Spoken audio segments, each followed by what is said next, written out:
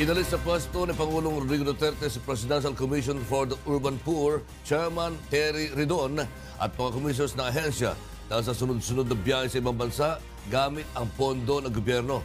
Makibalita tayo kay Rosalie Cos.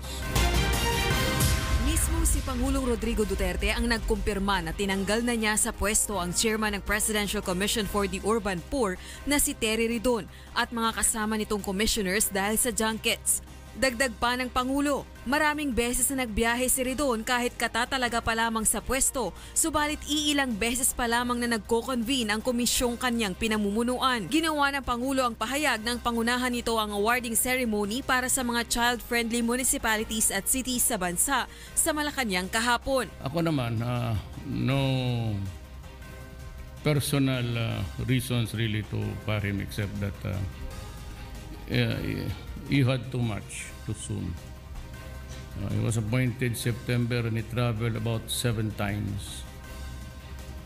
And to think that the office is an urban poor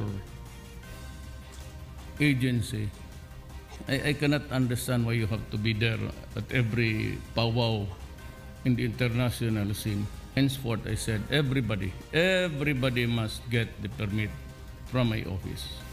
Kaya naman nagbabala na rin ang Malacanang laban sa mga opisyal ng pamahalaang gumagamit sa pondo ng pamahalaan para sa mga personal na biyahe sa labas ng bansa. I think the President has given a topmost priority to running after government officials who are engaged in junketing, no? Or for the government junketeers, that's the correct term.